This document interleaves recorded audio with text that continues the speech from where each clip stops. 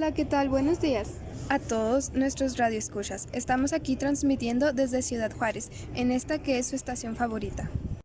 Gracias por esta sintonía. Una vez más con nosotros, mi compañera Paulina, ¿podrás comentarnos qué tema vamos a platicar a continuación?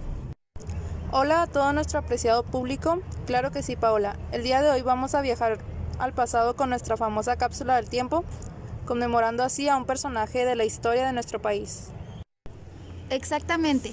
Hoy estaremos conmemorando sus más notables hazañas y las razones por las cuales hoy es un símbolo muy relevante de México. Nada más y nada menos que Plutarco Elías Calles. ¿El público está listo?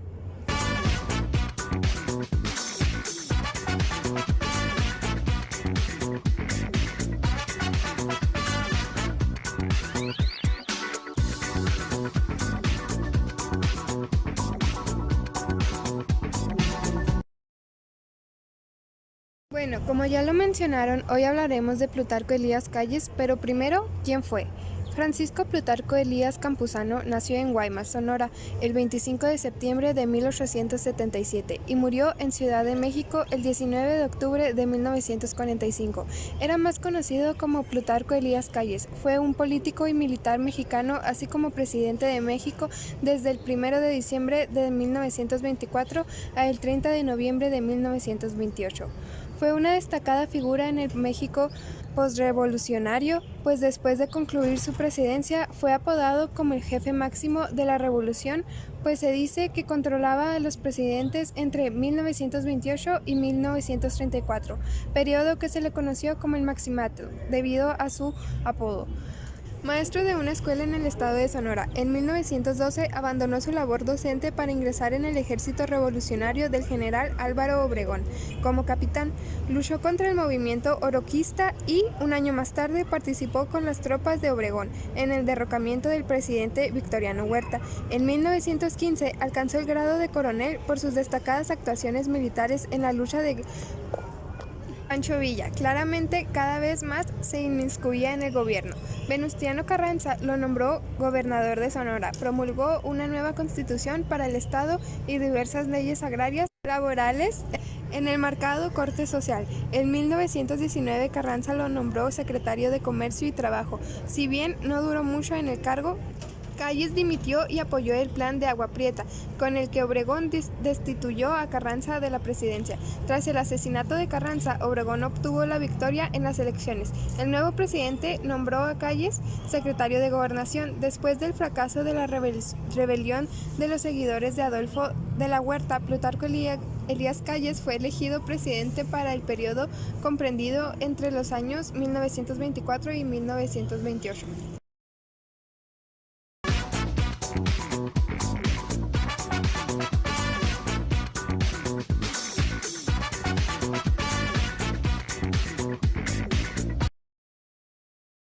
Ahora veremos sus obras públicas.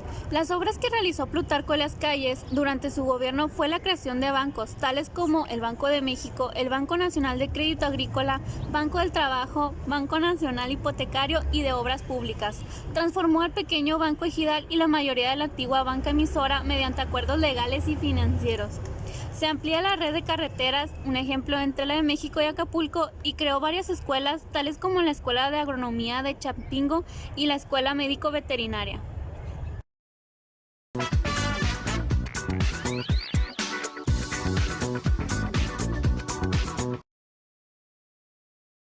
Les voy a hablar sobre la Guerra Cristera, donde se involucró Plutarco Elías Calles.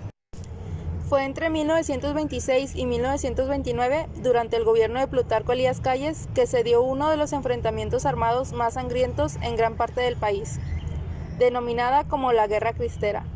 Durante este periodo se enfrentaron creyentes y militares del gobierno de Plutarco Elías Calles. Esta guerra se desató porque Calles impuso leyes que limitaban la libertad de culto, por lo cual la libertad de expresión también. Todo esto desde la Constitución de 1917. Dejó un saldo de aproximadamente 250,000 muertes. Además, terminaría con un tratado de paz donde se convocó la reapertura de los templos, pero que solo beneficiaba a las élites.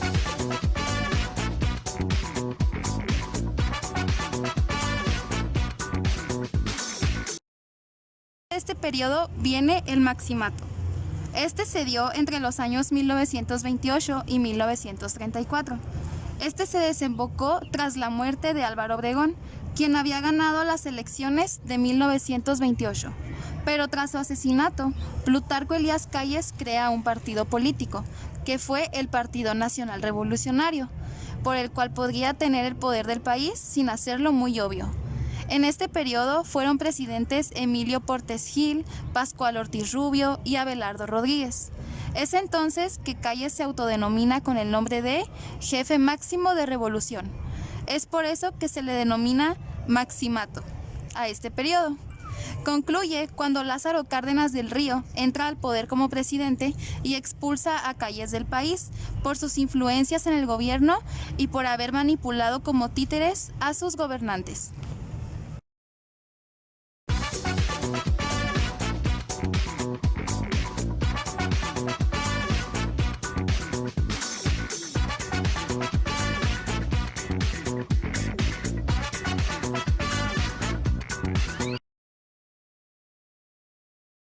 En 1928, el presidente Plutarco Elías Calles propuso la creación del Partido Nacional Revolucionario, PNR, mismo que se fundó en marzo del año siguiente, fungiendo como primer presidente del comité directivo Plutarco Elías Calles, Luis L. León como secretario general y el general Manuel Pérez Treviño como tesorero. El 5 de enero de 1929 se convocó a una convención en la ciudad de Querétaro para formalizar los estatutos de la nueva organización y presentar al candidato presidencial del Partido Nacional Revolucionario.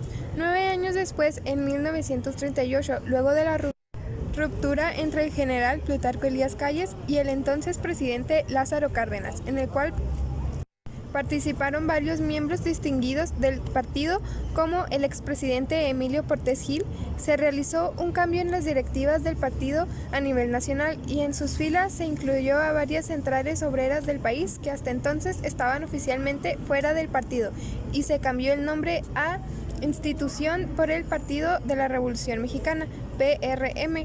Conforme iba quedando atrás la época de guerras constantes y con la construcción de una amplia red de carreteras, se facilitó el abaratamiento de los alimentos y el suministro de los productos diversos, la organización sindical, el reconocimiento y los derechos obreros, el estatuto jurídico para los empleados y la institución de pensiones civiles del retiro.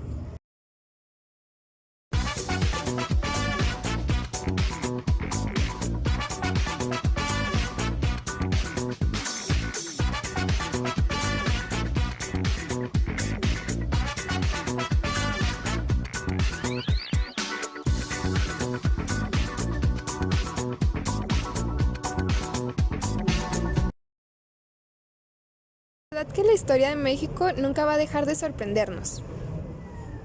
Sin duda fue un hombre que supo manipular la política del país y la manejó a su antojo. Pero bueno, eran otros tiempos. Hoy en día esas acciones no serían tolerables y menos por tanto tiempo. Tienen toda la razón. Cerremos la cápsula del tiempo por hoy desde el centro de Ciudad Juárez en la Misión de Guadalupe, esperando que nuestros radioescuchas estén satisfechos. Gracias por desglosar la historia con nosotros. No olviden seguirnos en nuestra página web cápsuladeltiempo.org o marcar al 709-1287 para dudas u opiniones. Gracias.